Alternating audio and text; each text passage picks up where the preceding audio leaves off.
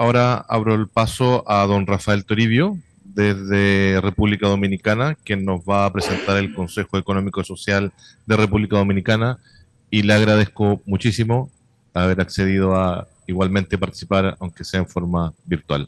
Adelante, don Rafael. Deseo en primer lugar felicitar a los organizadores de esta conferencia por la pertinencia de abordar el fortalecimiento del diálogo social. En segundo lugar, debo agradecer la invitación recibida para ser expositor en uno de sus paneles y agradecer especialmente por el esfuerzo realizado para que lo pudiera hacer de manera virtual. Compromisos de último momento me obligan a permanecer en Santo Domingo, desde donde les dirijo la palabra. Un saludo para Pablo, Raúl, también Jaime. Voy en mi exposición a recorrer un camino que empezará con unas consideraciones preliminares, a seguir a unas premisas de las que creo que le conviene partir para entender este proceso. Me detendré luego en algo sobre el SED de República Dominicana y haré unas consideraciones finales, fundamentalmente referidas a los consejos económicos y sociales. Empiezo con las consideraciones preliminares. Primera, los logros de los espacios de diálogo social institucionalizado y sobre todo los aportes que puedan realizar a la paz social y también a la paz política, hace necesario el esfuerzo que sea requerido para que se produzca el fortalecimiento de estos espacios, así como vislumbrar sus retos y buscar de manera colectiva la forma de lograr. Es el objetivo de esta significada conferencia. Segunda consideración, disponemos de suficiente experiencia documentada sobre beneficios y también de la dificultad de los espacios de diálogo institucionalizados. La mayoría de ellos en que se reúnen, dialogan y acuerdan, unas veces representantes del sector empresarial y laboral, el llamado diálogo bipartito, y otras con la integración adicional de representantes del sector gubernamental, estando entonces en presencia del diálogo tripartito. En estos espacios se llega a acuerdo entre las partes, no necesariamente a consenso, porque estos suelen producirse cuando participan representantes de otros sectores de la sociedad que no son parte de los que dialogan para llegar a acuerdo. Hago esta matización que creo que es importante entre acuerdo, que es ponerse de acuerdo entre las partes, y consenso, que tiene un horizonte más amplio, porque no solamente es acuerdo entre las partes, sino que participan sectores que no son partes y que pueden estar más focalizados en el interés común de la sociedad y no de los intereses de las partes que están negociando. Tercera consideración. Además de los espacios de diálogo bipartito y tripartito, debemos aceptar que hay otros espacios de diálogo más inclusivos en que participan representantes del sector social, la llamada sociedad civil, en lo que se refleja, a nuestro juicio, con mayor claridad y precisión, la compleja diversidad de la sociedad. Este último es el espacio de diálogo representado por los consejos económicos y sociales. Otra consideración. El fortalecimiento del diálogo social en América Latina requiere, de manera urgente, a nuestro juicio, una mayor representatividad y representación, que debe lograrse por la ampliación de los temas a tratar, así como de los sectores que participan en el diálogo. Quiero hacer énfasis en esto.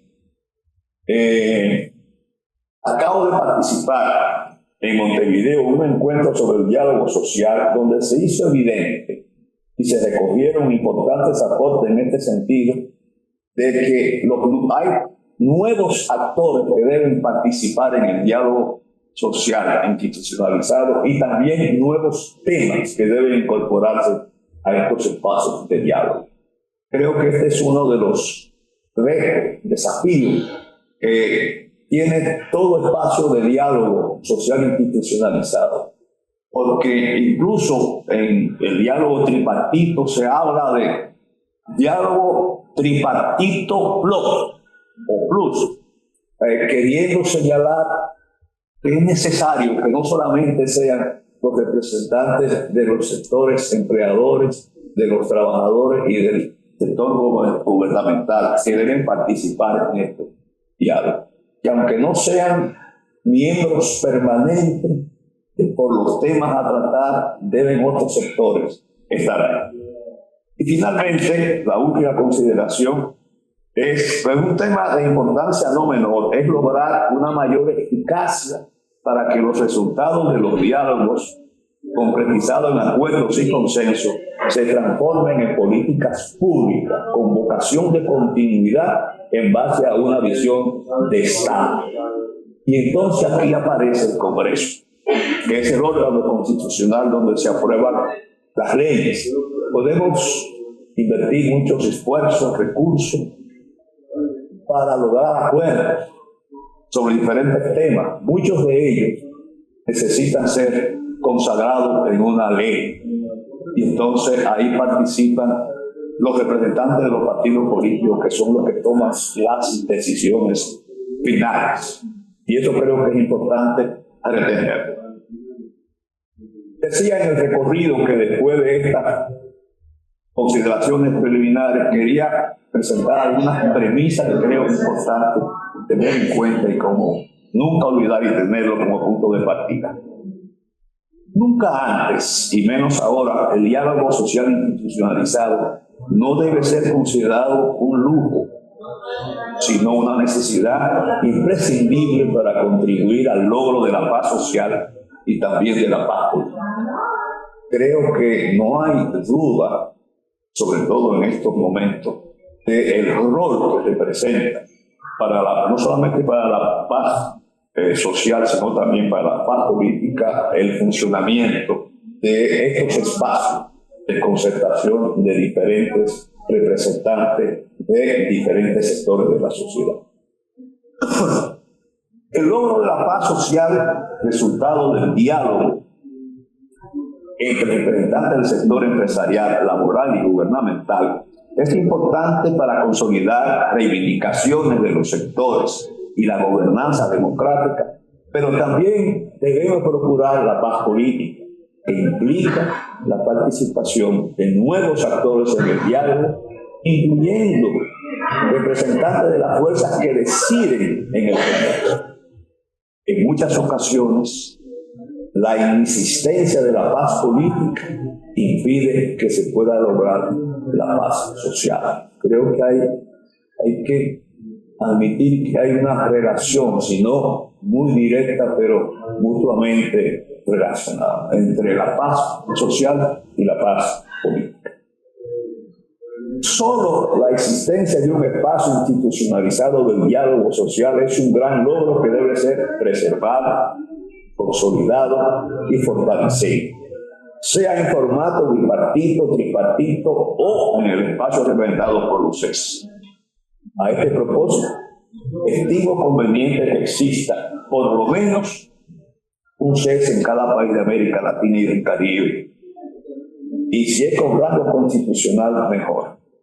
Por lo menos conviene que sea establecido por una ley y no por un simple decreto. Los consejos económicos y sociales, es mi recomendación, deben ser valorados y asumidos como espacios de diálogo social e institucional complementarios, al menos de los espacios de diálogo bipartito y tripartito. Hay que reconocer que hay una diversidad de espacios, tanto por los sectores que participan como por los temas que tratan. Y algo que voy a hacer énfasis, que tenemos que, yo digo, no olvidar nunca, es que el diálogo social institucionalizado, cualquiera sea su formato, si es real, solo es posible en regímenes democráticos. En los regímenes autoritarios hay la tendencia a no permitirlos. En muchos de nuestros países no hay espacio de diálogo institucionalizado. Y si los hay o los toleran, los regímenes autoritarios lo que hacen es que lo prostituyen. Es decir, para que sirva a los intereses del gobierno, no de las partes. El fortalecimiento de la democracia, por consiguiente, es vital para que los espacios de diálogo social e institucional puedan crearse, desarrollarse, consolidarse y realizar aportes significativos para el logro de la paz social y también la paz política. Paso ahora a centrarme un poco en la experiencia del CES de República Dominicana. Y digo experiencia no para que se tenga como un paradigma, sino simplemente como algo que es posible, porque es lo que estamos haciendo. El estatus jurídico del Consejo Económico y Social de República Dominicana ha tenido varias etapas. Primero fue creado en el 2005 por un decreto del Poder Ejecutivo. Sin embargo, en la reforma constitucional del 2010 se le asigna un rango constitucional que está establecido en el artículo 251, que expresa lo siguiente: la concertación social es un instrumento esencial para asegurar la participación organizada de empleadores, trabajadores y otras organizaciones de la sociedad en la construcción y fortalecimiento permanente de la paz social.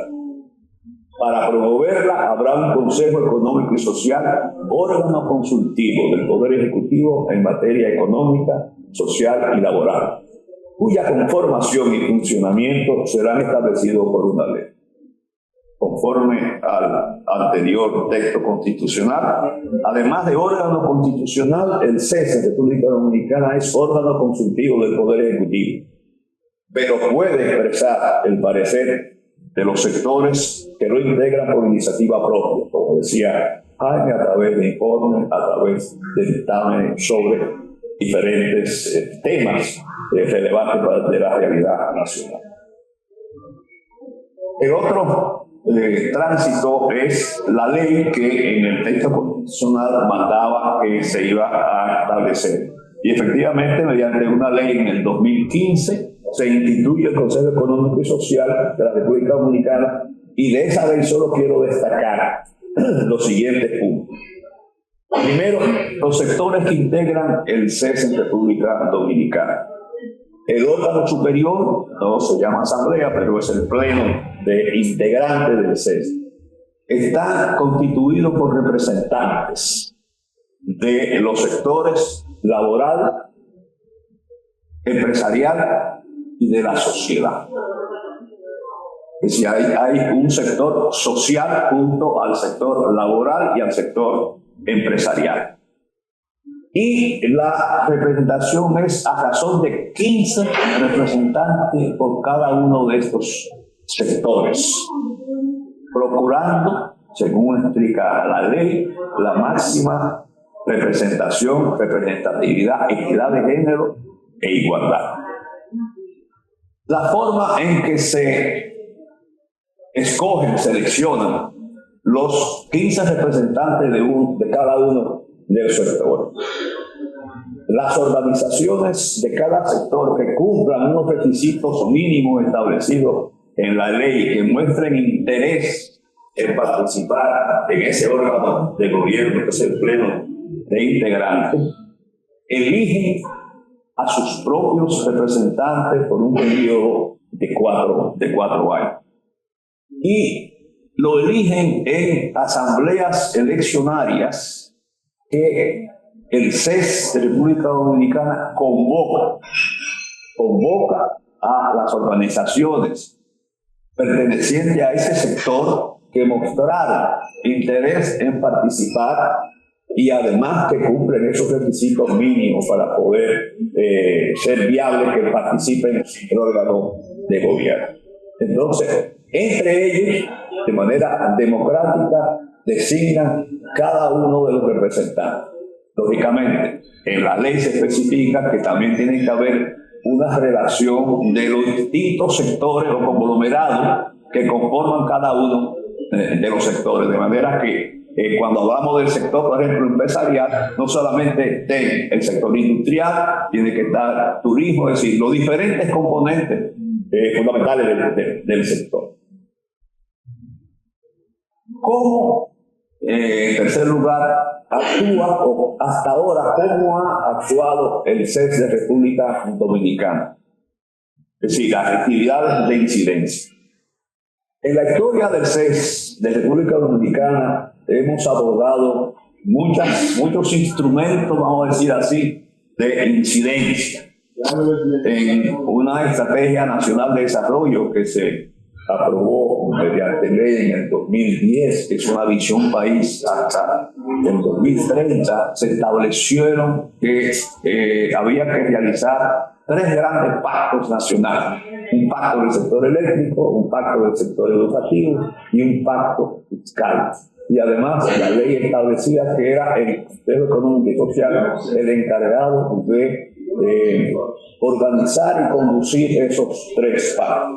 Realmente hemos logrado ya finalizar, firmar, y ahora estamos en proceso de seguimiento del pacto eléctrico, el pacto educativo y el pacto fiscal. Por diferentes motivos, los 2 últimos gobiernos no han podido lograr poner en manos del CES una propuesta para que fuera discutida con una representación amplia y plural de la sociedad. Pero además de eso, nosotros, por el mandato del Poder Ejecutivo en el año, por ejemplo, 2021, abordamos lo que el gobierno llamó unas reformas institucionales, un diálogo por la reforma para el fortalecimiento institucional y gestión eficiente del Estado. Fue una propuesta que hizo el presidente de la República para hacer el fortalecimiento de la institucionalidad democrática a través de 12 grandes reformas institucionales. Tuvimos que hacerlo de manera simultánea y simplemente como testimonio aquí le pongo el informe donde se da cuenta a la sociedad de los acuerdos, los consensos y disensos que en cada una de esas mesas se llegaron por el trabajo permanente de los representantes, no solamente de los 3 sectores que componen el pleno del CES, sino también invitados especiales como expertos en cada una de las materias, como también representantes de los partidos políticos. Y hablando de partidos políticos, aparte de las actividades que hemos hecho dentro del ámbito de la competencia que establece la Constitución y la ley, quiero señalarle que el CES en República Dominicana no solamente ha tenido injerencia, incidencia en aspectos socioeconómicos o laborales, también institucionales, como que se ha visto a través de esta reforma. Pero algo más, el CES ha jugado un papel muy importante en ser espacio para la concertación en situaciones de crisis político-electorales significativas en este país. El último fue en el 2020, donde había una situación de dificultad con las elecciones. Con esto solo quiero señalar que, a juicio de las fuerzas políticas nacionales, aunque no están representados orgánicamente en el CES, consideran el CES como un espacio legítimo y de confianza para reunirse y lograr acuerdos para salir de situaciones conflictivas desde el punto de vista político-electoral. Y esto es algo que hay que contabilizar como algo propio de la historia del accionar del CES. Finalmente, concluyo concluyo con estas consideraciones finales que están referidas específicamente a los consejos económicos y sociales. Primero, el horizonte de los consejos económicos y sociales no debe ser solo colaborar en la búsqueda de la paz social, sino también la paz política.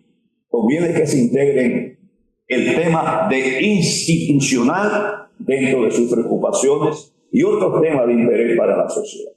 Con lo institucional, los CES pueden abarcar e integrar preocupaciones que sobrepasen lo solamente económico, social y laboral. Conviene una apertura a participación en temas determinados de representantes del sector político, porque, insisto, la paz social es importante, pero también la paz política. Además, muchas políticas públicas se concretan en leyes en el Congreso y la decisión lo toman los partidos. Y en el Congreso no se hace consenso, sino se toman decisiones.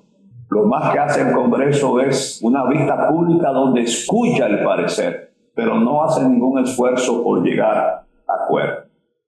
Y esa fue la experiencia que tuvimos en el proceso de reforma institucional, que nosotros alimentamos como resultado de las mesas las decisiones que debían ser tomadas en el Congreso. Nunca debemos olvidar que el diálogo social solo es posible en la democracia. No quiero que esto se olvide. Tenemos que colaborar en el fortalecimiento de la democracia, porque la democracia es el oxígeno que permite no solamente la creación, sino la pervivencia y el desarrollo del proceso. Y finalmente hago una pregunta. En un nuevo diálogo social cabe preguntar, ¿deben estar ausentes los partidos políticos, los representantes de los partidos políticos, o por lo menos los representantes de partidos políticos que tienen representación congresional? Se ha demostrado que los partidos políticos son tan esenciales a la democracia que ninguna otra organización ha podido sustituirlos a pesar de su desprestigio. Muchas gracias.